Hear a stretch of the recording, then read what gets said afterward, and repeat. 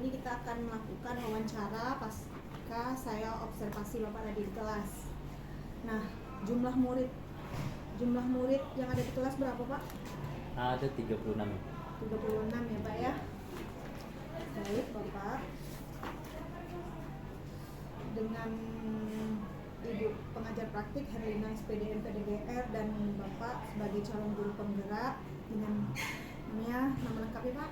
Ferry SPD. Oke, Bapak dengan jumlah siswa tadi 32 ya Pak ya? 36 Ibu. 36. Iya. Nah, 36. Baik Pak, di sini saya telah melihat observasi yang telah Bapak lakukan di kelas. Di sini telah terlihat pasca observasi.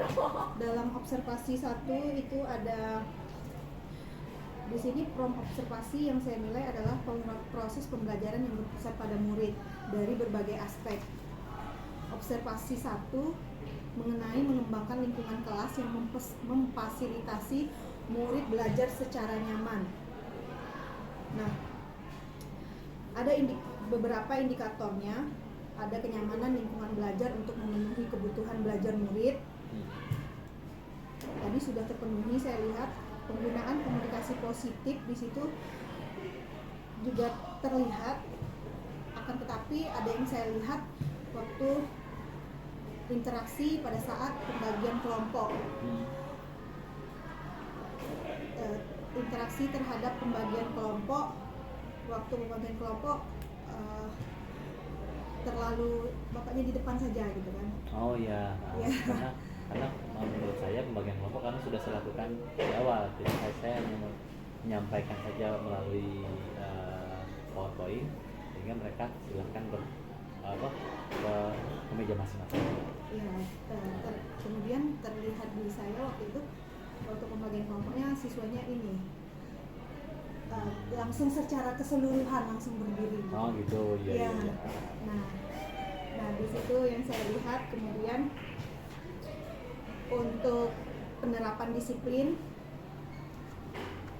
terlihat di situ sudah penerapan disiplinnya sudah ada, posisi manajer, pemantauan juga ada, kemudian pemberian motivasi di awal saat pembelajaran.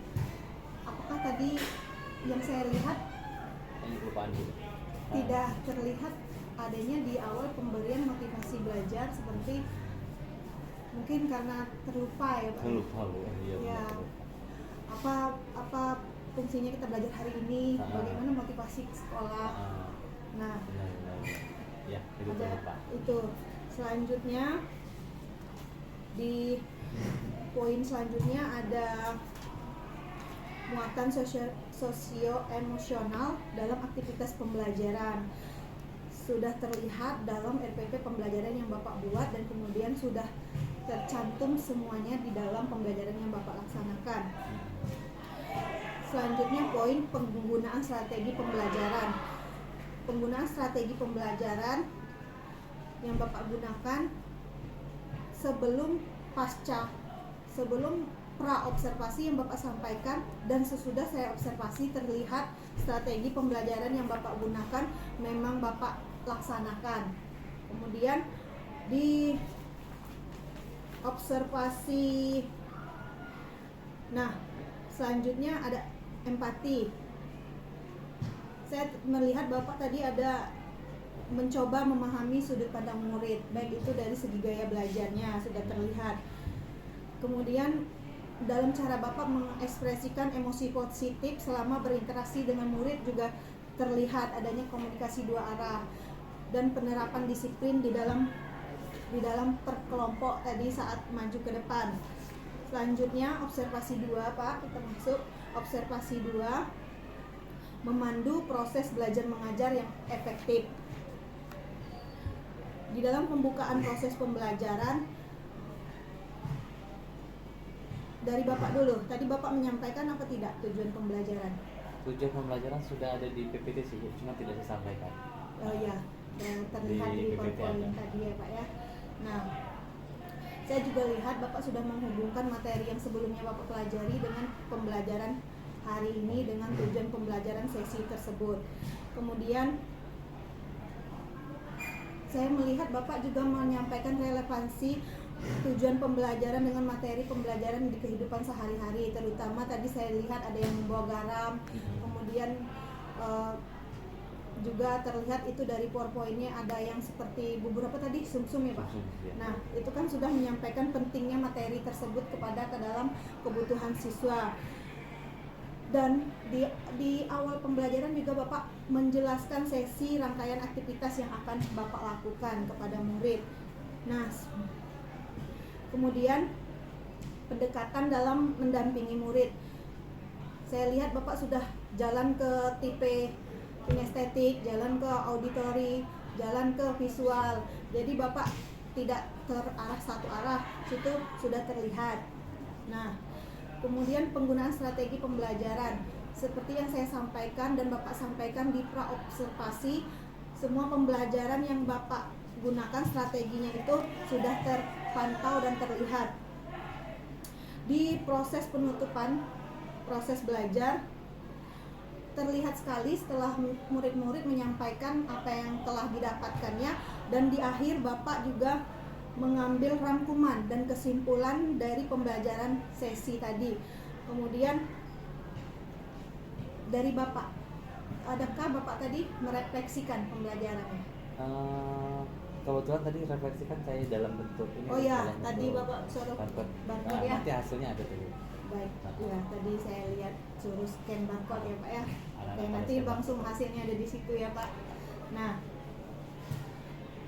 Bapak juga sudah mengapresiasi kemajuan murid yang telah belajar sama Bapak tadi, terlihat sekali Bapak mengapresiasinya. Kemudian observasi 3 itu poinnya adalah melakukan asesmen dan menyediakan umpan balik. Di dalam pemberian umpan balik tadi terlihat ada umpan balik yang Bapak lakukan, ada lembar-lembaran yang harus dijawab siswa kan Pak ya. Nah, Sudah terbagi. Sudah Audio, terbagi. visual dan Nah, di sini sudah terbagi, ada yang Bapak melakukan asesmen tadi juga sebelum dan sesudah di pertengahan pelajaran juga ya Pak ya. Tadi sesuai dengan gayanya masing-masing. Nah, fungsi asesmen seperti yang Bapak ketahui, saya ingin menyampaikan lagi, penilaian dilaksanakan setelah proses pembelajaran selesai, kemudian yang dilakukan selama berlangsungnya proses pembelajaran yang melibatkan murid-murid dalam kegiatan penilaian tersebut. Dan Bapak juga memberikan soal-soal latihan, tugas tadi juga per kelompok. Nah, saat proses pembelajaran berlangsung juga saya melihat adanya terjadi proses penilaian dari Bapak. Itu hasil yang saya observasi dari Bapak. Kemudian saya ingin menanyakan kepada Bapak proses refleksi Bapak pada hari ini. Untuk refleksi saya sendiri terkait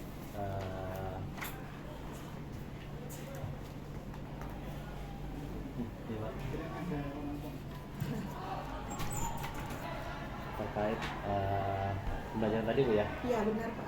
Terkait pembelajaran tadi saya sudah melaksanakan menjelaskan dari tujuan pembelajaran yang ingin dicapai, itu sudah tersampaikan semua. Bagaimana siswa bisa menganalisis dari jenis-jenis koloid, sifat koloid, terus juga siswa juga sudah memahami sistem dispersinya dengan posisi yang sudah kita bagi, gaya belajar masing-masing sudah kita bagi, seperti audio, visual, dan kinestetik.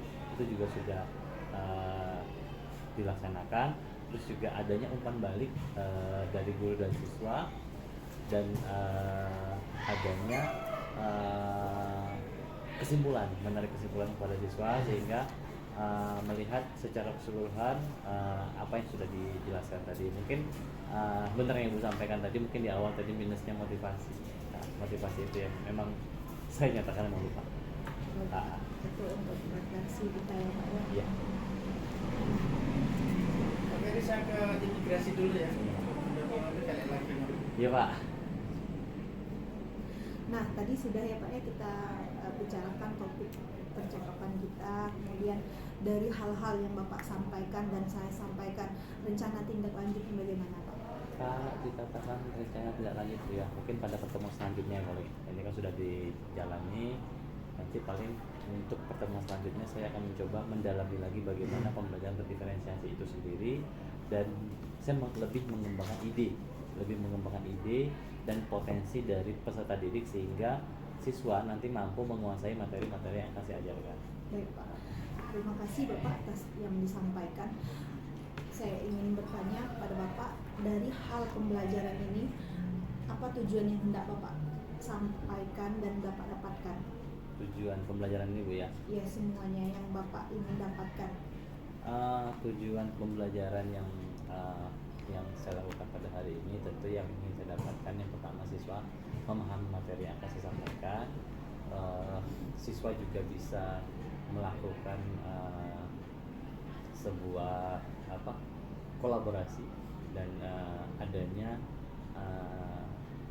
kolaborasi antara siswa dengan guru dengan menunjukkan kegiatan yang mereka lakukan, mengikuti apa yang diinformasikan oleh si guru, lalu juga adanya feedback dari apa yang sudah kita lakukan. Baik Pak, itu tujuannya Pak ya.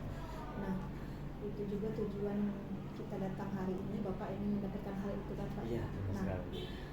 dari hal tersebut saya ingin bertanya kepada Bapak, bagaimana Bapak mengidentifikasi dan mengarahkan potensi yang ingin Bapak dapatkan itu? Nah, bagaimana saya mengidentifikasinya? Yang pertama, saya melihat gaya belajar mereka masing-masing dulu Bu ya. Setelah saya melihat gaya belajar, nah di situ saya bisa melihat beberapa saya memberikan LKPD dengan mereka. Di situ saya akan melihat di mana kemampuan mereka. Apakah memang sesuai dengan kinestetiknya, audionya, visualnya, ataupun nanti sesuai dengan keinginan mereka masing-masing. Baik Pak, semoga bisa tercapai ya Pak ya untuk Iya. kedepannya. Selanjutnya Pak, rencana yang Bapak sampaikan tadi, identifikasi tadi, adakah rencana-rencana aksi Bapak untuk mencapai tujuan yang pertama tadi? Untuk mencapai tujuan yang pertama tadi ada yang pasti Iya, ada sih. Bu ya. Bagaimana saya kedepannya saya bisa lebih mengembangkan ide-ide dan potensi-potensi dari peserta didik sehingga saya bisa melakukan sebuah inovasi baru untuk siswa tersebut. Nah, Bapak, setelah Bapak sampaikan aksi kepada saya, Bapak harus melakukan tanggung jawab dan komitmen. Bagaimana Bapak menjalankan komitmen Bapak terhadap yang Bapak sampaikan kepada saya tadi, agar itu terlaksana sampailah ke tujuan yang Bapak ingin capai? Komitmen tentu saya melaksanakan RTL ya, rencana tindak lanjut ya, rencana tindak lanjut yang akan saya lakukan dengan melakukan apa yang sudah saya lakukan, melakukan apa yang belum saya lakukan, atau memperbaiki kesalahan-kesalahan yang terjadi pada saat proses pembelajaran sehingga kedepannya saya bisa menjadi lebih baik lagi. Alhamdulillah, dari tujuan yang Bapak sampaikan, Bapak sudah semuanya Bapak sampaikan kepada saya. Saya berharap semua yang Bapak sampaikan kepada saya dan hal itu sudah didapat dari Bapak karena Bapak sampaikan sendiri ke saya. Saya ingin komitmen yang Bapak sampaikan kepada saya itu dijalankan memang untuk mendapatkan semua tujuannya. Nah, Bapak, nanti kita akan pendampingan individu 5 lagi.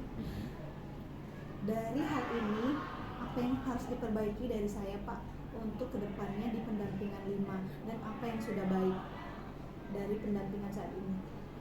Dari yang sudah baik pengaturan waktu Bu ya, pengaturan waktu mungkin sudah baik karena memang sudah dibagi sesuai dengan harinya masing-masing, dan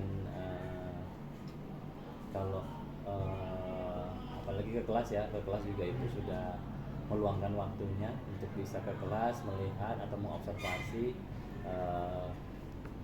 pembelajaran yang saya lakukan dan melihat kelayakan sesuai atau tidak dengan apa yang sudah saya pelajari sebelumnya. Iya. Saya pikir sudah baik Bu ya, sudah baik apa yang dilakukan pada hari ini. Untuk kedepannya Pak, untuk perbaikan saya Untuk perbaikan di kedepannya, pendampingan individu 5. kedepannya ya mungkin lebih baik lagi, karena sama aja Bu ya kalau menurut saya. Masalah waktu pun juga sudah terlaksana dengan baik kalau menurut saya Bu, karena cuma kondisi dari sayanya aja yang kadang-kadang mungkin agak berbenturan dengan kegiatan lain. Paling kedepannya karena yang berjalan sekarang sudah sangat baik kalau saya bilang. Terima kasih Bapak.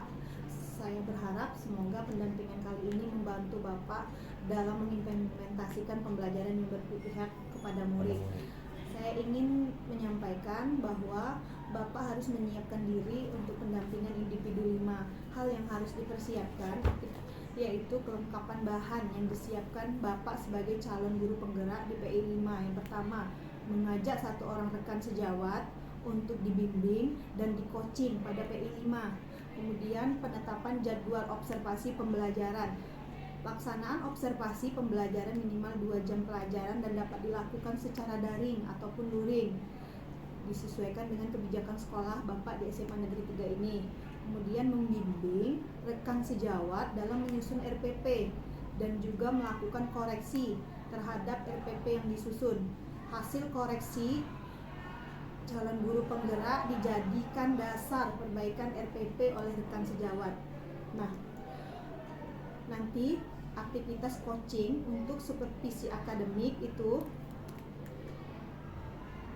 Bapak akan melakukan mengikuti instruksi yang ada di modul 2.3 pada bagian aksi nyata. Yang harus dipastikan yaitu Bapak melakukan proses pra-observasi. Hasil catatan saat proses ini diserahkan kepada saya Pak saat pendampingan individu 5. Calon guru penggerak menggunakan instrumen pra-observasi di modul 2.3. Bila memungkinkan, percakapan saat pra-observasi juga direkam untuk ditunjukkan kepada saya sebagai pengajar praktik saat pendampingan individu 5. Selanjutnya, proses observasi pembelajaran. Hasil catatan proses diserahkan kepada saya sebagai PP saat pendampingan individu 5. Bapak sebagai calon guru penggerak menggunakan instrumen observasi pembelajaran di modul 2.3. Yang terakhir, setiap aktivitas Bapak sebagai calon guru penggerak saat melakukan pra-observasi dan observasi pembelajaran, saya sebagai pengajar praktik tetap melakukan pemantauan dan diskusi melalui gawai tatap muka virtual. Nah, itu yang akan kita lakukan ya Pak ya. Di PI 5 ya. Ya. Baik Bapak, terima kasih. Selesai pembelajaran kita hari ini di pendampingan individu 4. Saya mengucapkan banyak terima kasih. Bapak tetap semangat, tetap optimis, dan sebentar lagi pendidikan akan segera berakhir dan Bapak bisa merealisasikan apa yang didapat selama program pendidikan ini. Mohon maaf jika terdapat salah kata karena kesempurnaan hanya milik Allah. Terima kasih sudah menyampaikan hal terbaik pada hari ini dalam proses pembelajaran di sistem Poloid. Saya akhiri, wabillahi taufiq wal hidayah. Wassalamualaikum warahmatullahi wabarakatuh. Waalaikumsalam.